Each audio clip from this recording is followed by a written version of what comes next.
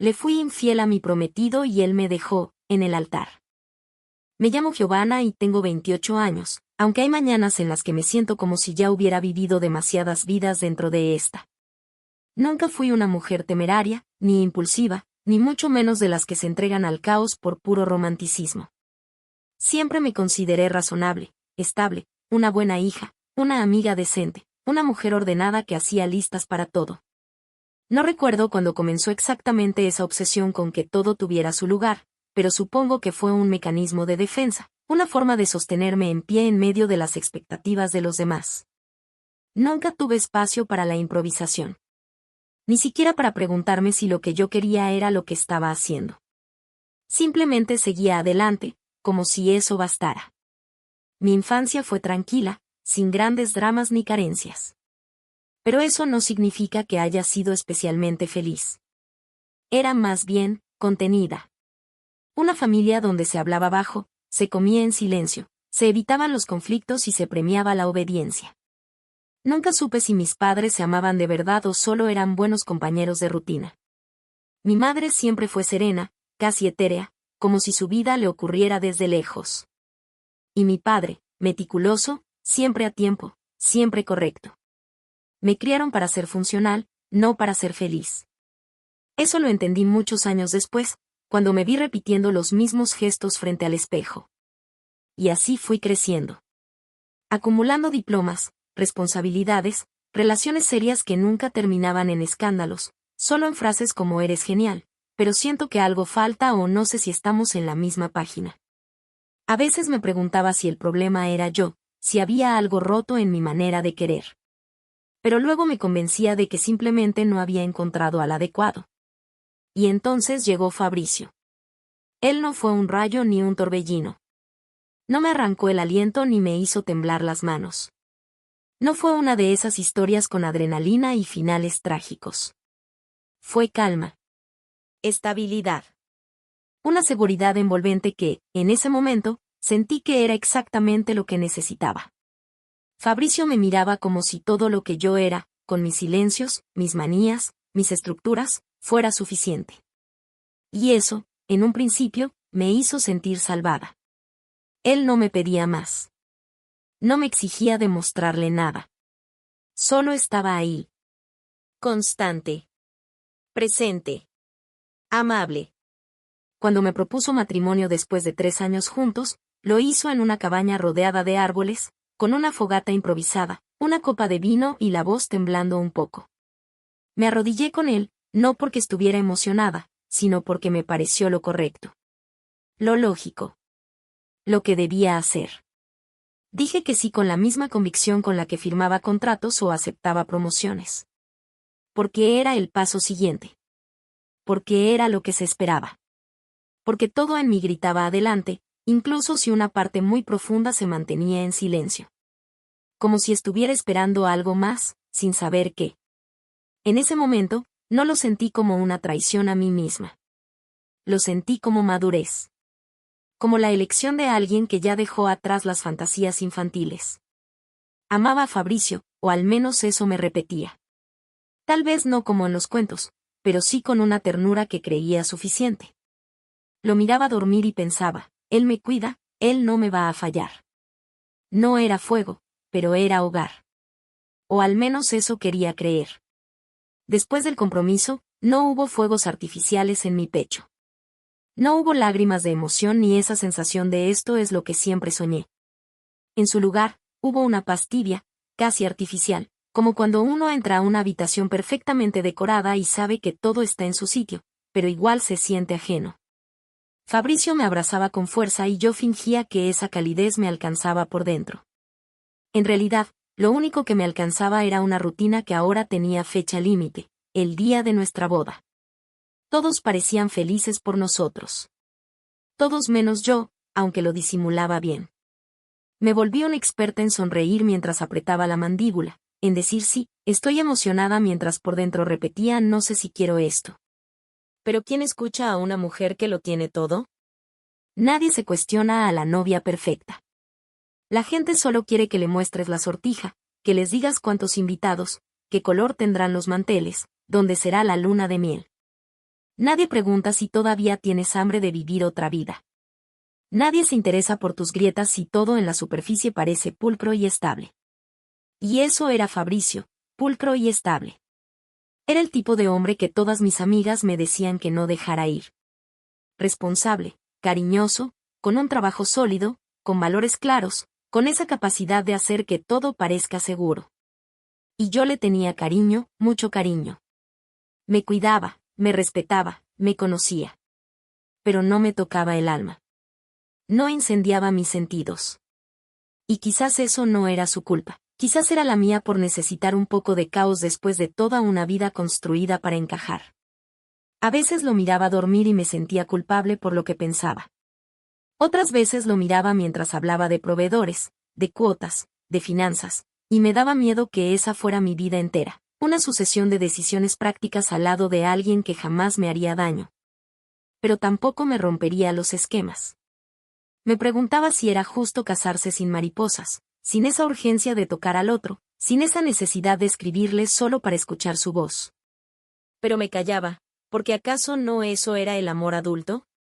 ¿Acaso no era eso lo que todo el mundo me decía que debía buscar? Me encerré en los preparativos como quien evita su propia mente. Me obsesioné con los detalles, el tipo de flor exacta, el largo de las servilletas, el tono del vestido. Porque si tenía todo bajo control afuera, quizás no tendría que escuchar lo que empezaba a romperse por dentro. Fabricio era tan dedicado, tan entusiasta, tan genuinamente feliz, que me daba vergüenza admitir que yo ya no me sentía parte de esa historia. Le tomaba fotos mientras me probaba vestidos, me llenaba de pequeños regalos, me escribía notas que dejaba en mi bolso. Yo respondía con gestos, con agradecimientos, con besos automáticos. Pero mis manos ya no buscaban las suyas. Y mi mente comenzaba a escaparse a lugares que aún no sabía nombrar. Una noche, me desperté sin razón. Él dormía plácidamente a mi lado, como si no existiera una sola sombra en su mundo. Me quedé mirándolo largo rato, tratando de recordar cuándo fue la última vez que sentí vértigo al tocarlo. Cuándo fue la última vez que quise correr a sus brazos con deseo genuino y no con sentido del deber. No lo recordé. Lo único que sentí fue un silencio ensordecedor, un murmullo persistente que decía no es aquí, no es ahora, no es así. Pero aún así, seguí adelante. Porque romper algo tan perfecto me parecía imperdonable. Porque decepcionar a alguien que te ama sin condiciones es casi un crimen. Y porque no sabía qué más podía hacer con esa incomodidad que me crecía adentro como una herida que nadie ve. No buscaba nada. Esa es la parte más difícil de explicar. No salí una tarde diciendo voy a romper mi compromiso. No me vestí con intenciones ocultas ni caminé pensando en traicionar a nadie. Fue casual. Fue lento. Fue inevitable, como esas tormentas que empiezan con una ráfaga suave y terminan desbordando todo lo que parecía firme. Fue una tarde de viernes, después de una reunión agotadora.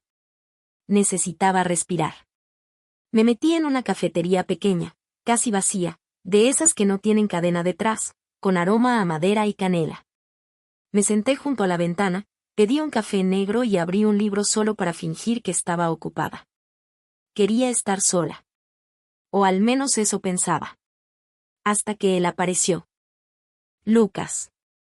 Alto, con ese desorden elegante de alguien que no se esfuerza por llamar la atención pero igual lo hace. Llevaba una libreta bajo el brazo y se sentó en la mesa frente a la mía sin mirarme. Yo lo observé de reojo. Luego me obligué a dejar de hacerlo. Pero él me habló. No recuerdo la primera frase exacta, solo que me hizo reír. No por lo que dijo, sino por cómo lo dijo, con esa mezcla de sarcasmo y dulzura que desarma.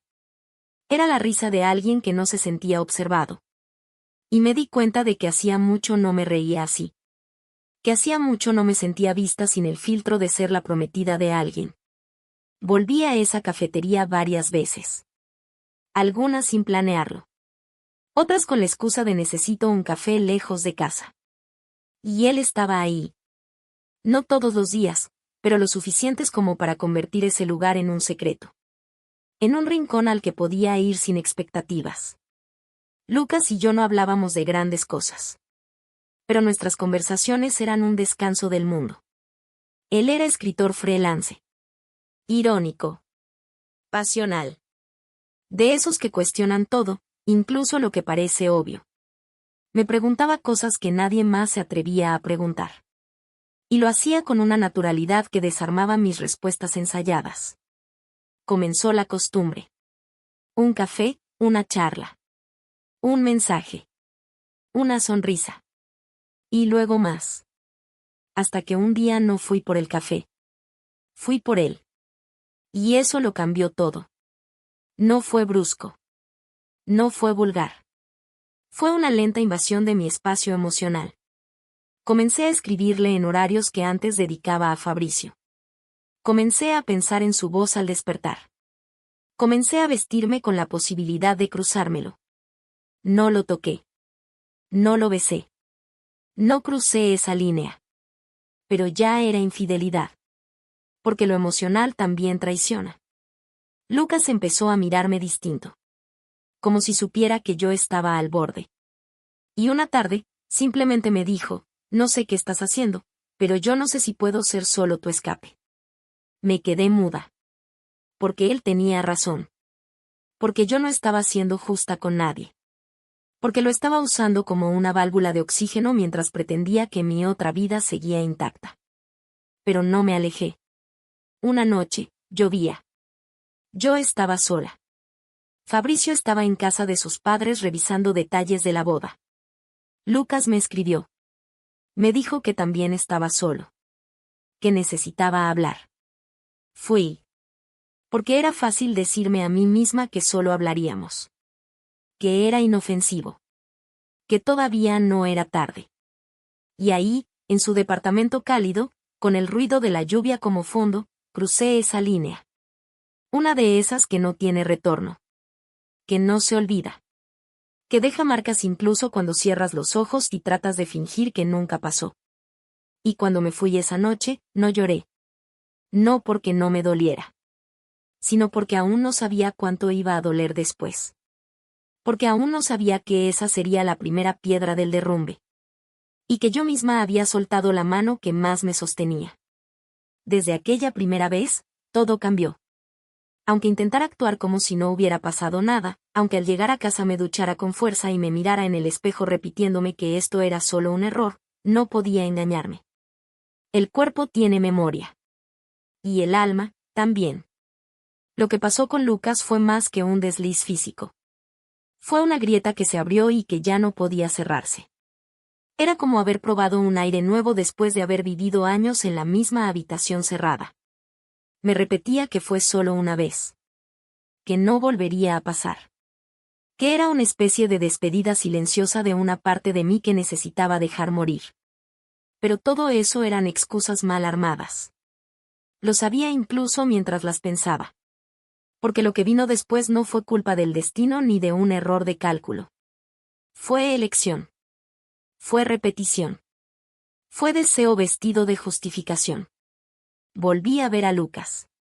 No seguido. No con la intención de construir nada. No porque quisiera dejar a Fabricio. Sino porque, de algún modo, me sentía viva en su presencia. Me sentía libre. Me sentía deseada sin la presión de cumplir expectativas. Con él no era la novia perfecta, ni la mujer que debía controlar todo.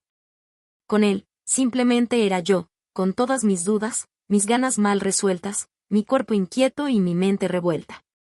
Con él, me permitía ser un desastre sin consecuencias inmediatas. O eso creía. A Fabricio no le mentía con palabras, pero sí con ausencias. Con miradas perdidas. Con cambios de humor inexplicables. Él trataba de acercarse más, como si intuyera que algo se escapaba entre nuestros dedos.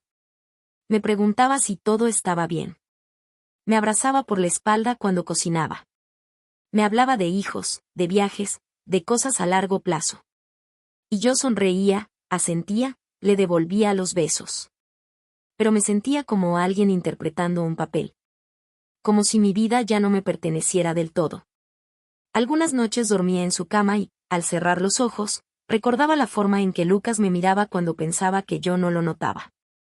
Recordaba cómo me recorría la piel con los labios, lento, como si tuviera todo el tiempo del mundo. Recordaba el silencio entre nosotros, que no era incómodo, sino cargado.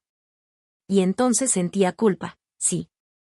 Pero también una punzada de adicción, como si necesitara más para poder entender qué era lo que realmente me faltaba. La boda se acercaba. Faltaban 2 meses. Todo estaba listo, el vestido, las invitaciones, el salón, las flores. Mi madre lloraba de emoción cada vez que hablábamos del gran día. Mis amigas organizaban una despedida de soltera. Y yo seguía jugando ese doble juego que ya no era tan sutil como al inicio. Lucas y yo nos veíamos a escondidas. No hablábamos del futuro. No hablábamos de Fabricio. Era como si hubiéramos creado una burbuja que no admitía realidades. Y yo, en el fondo, sabía que estaba jugando con fuego. Pero había algo en mí, algo oscuro, egoísta, inconsciente, que no quería parar. Algo que me susurraba que merecía vivirlo todo antes de atarme para siempre. Aunque eso significara destruir a quien menos lo merecía. Fue una mañana cualquiera, o eso parecía. Me levanté como si nada, tomé café mientras revisaba mensajes de los proveedores de la boda, respondí un par de correos, y entonces lo vi, un mensaje de Lucas. Corto. Directo. ¿Podemos hablar hoy? Le respondí con un sí, claro sin pensarlo demasiado. Pensé que quería verme como siempre. No anticipé lo que venía. Y cuando lo hice, ya era tarde. Nos encontramos en el parque donde a veces nos sentábamos a conversar, en un banco medio escondido por los árboles. Apenas me vio, su rostro era otro. Más serio. Más contenido. Como si hubiera estado repasando lo que iba a decir desde hacía días. Giovanna, comenzó, sin rodeos. ¿Es cierto que te vas a casar? Me congelé. No sabía cómo lo había sabido. Yo no le dije que me iba a casar. Tal vez vio alguna publicación, tal vez alguien le mencionó mi nombre unido al de Fabricio.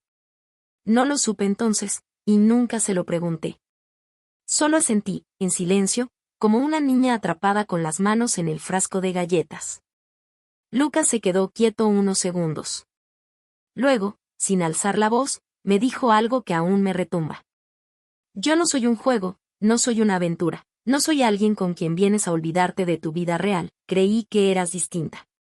Que lo nuestro, aunque no tuviera nombre, era algo más. Pero ahora no puedo seguir así.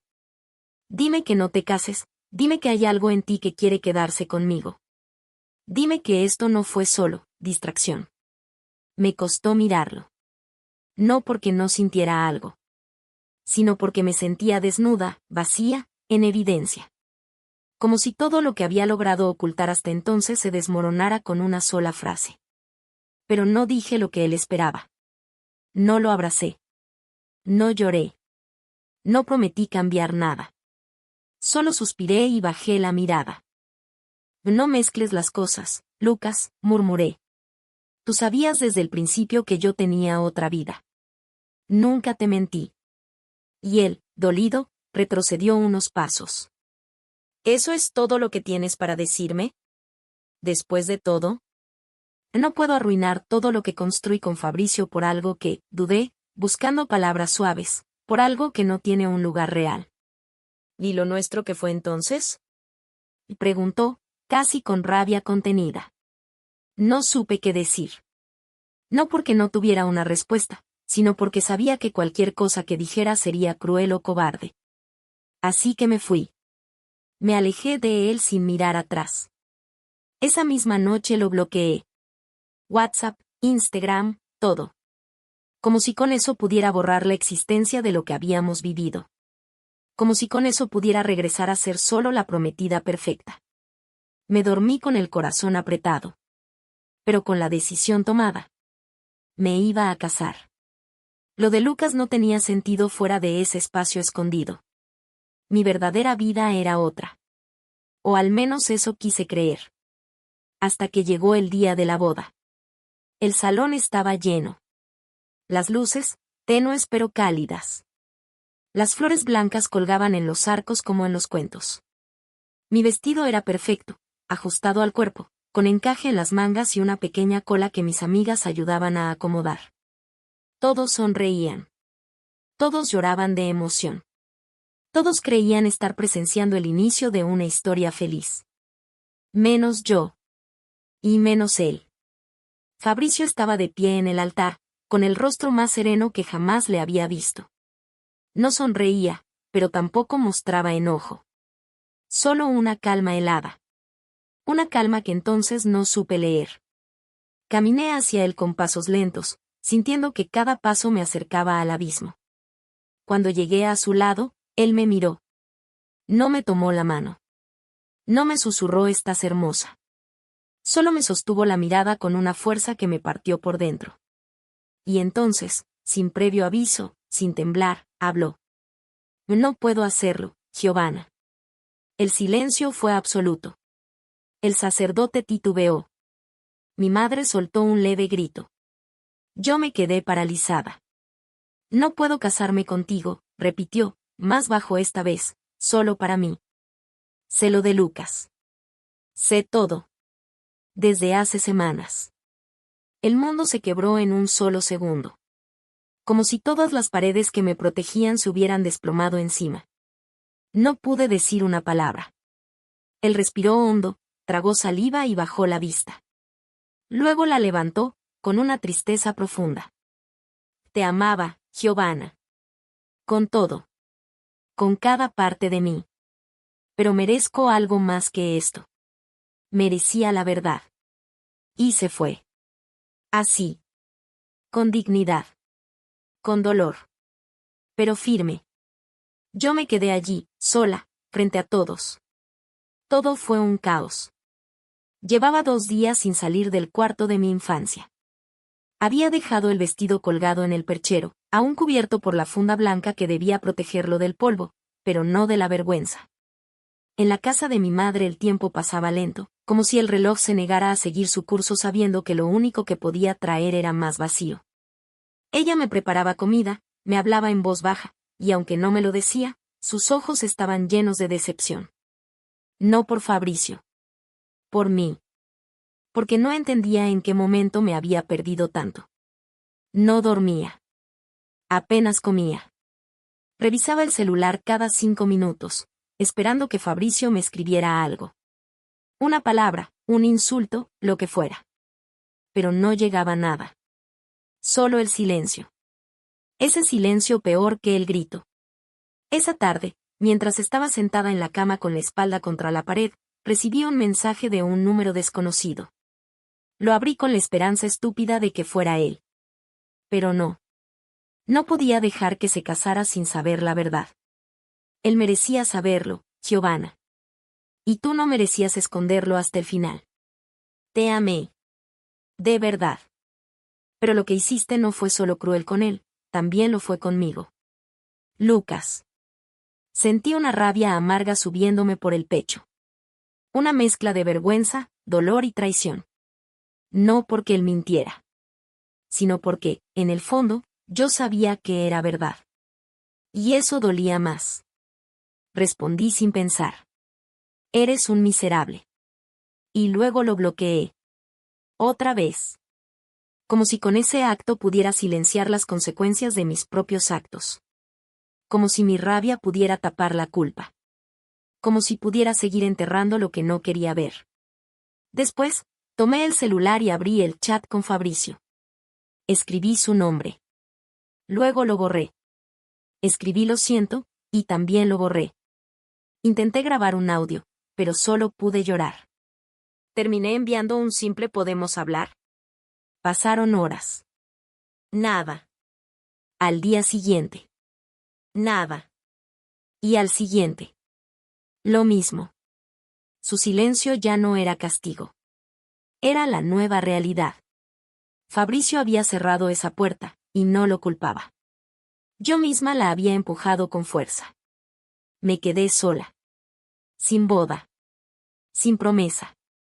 Sin amante. Con los restos de una vida que ya no sabía cómo reconstruir. Con el eco de un «no puedo hacerlo» que se repetiría en mi mente una y otra vez. Con la certeza de que algunos errores no se reparan. solo se cargan. Y ese era el mío. Mi cruz. Mi castigo. Mi final.